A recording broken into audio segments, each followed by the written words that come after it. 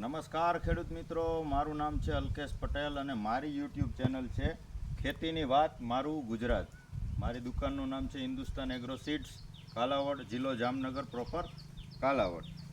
તો મિત્રો, આજે છે તારીખ 28/7/2024 અને રવિવાર. આજે રજાનો દિવસ છે એટલે ફિલ્ડ વિઝિટમાં નીકળ્યા હતા. ઘણા બધા ખેડૂતોની ફિલ્ડ વિઝિટ કરી છે, ઘણા બધી મુલાકાત લીધી છે, ઘણા બધા ક્રોપ જોયા છે. અત્યારે 5 વાગ્યાનો સમયગાળો થયો છે તો હું આવ્યો છું મારી પોતાની વાડીએ, મારા પોતાના ફિલ્ડમાં. તો થોડીક હું તમને માહિતી આપીશ કે પાયા ખાતરનું વ્યવસ્થાપન કાયદેસર રીતે હોય તો શું ફરક પડે છે.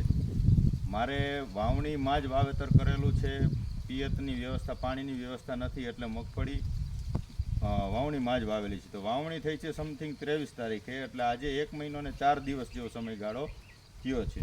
તમે આ મગફળી જોઈ શકો છો, આમ ખેતર તમે જોઈ શકો છો. આની અંદર પીળાશ કે ક્યાંય જોવા મળતી નથી. પાયા ખાતર યુનિવર્સિટીની ભલામણ મુજબ પાયા ખાતર આપણે આપેલું છે.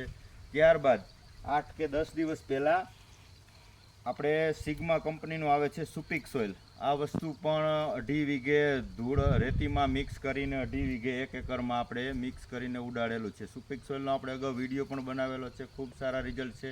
મગફળી, કપાસ તેમજ ડુંગળીમાં વાપરી શકાય છે. સેન્દ્રિય ખાતર આપણે જે પાયા ખાતર આપીએ છીએ અથવા જે આપણે છાણિયા ખાતર નથી પૂરતા પ્રમાણમાં આપી શકતા, તો એની સામે આપણે સુપિક સોઇલનો ઉપયોગ કરવાથી ખૂબ સારા રિઝલ્ટ મળે છે.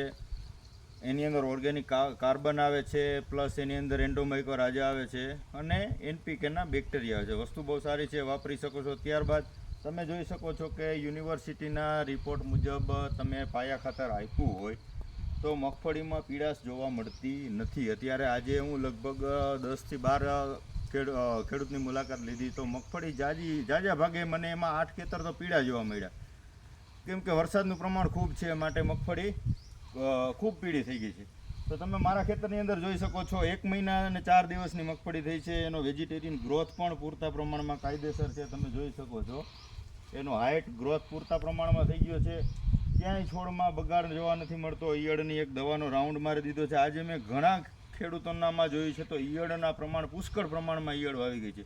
ઉપાંડિયાને આખા ઓલા કાપીને ઓલા કરી નાખે, જાડી કરી નાખી છે એમ કહીએ ને. તો આમાં તમે જોઈ શકો છો, મેં 5 દિવસ પહેલાં જ ઈયળનો એક સ્પ્રે કરેલો છે. ક્યાંય તમને ઈયળનું પ્રમાણ પણ જોવા મળતું નથી.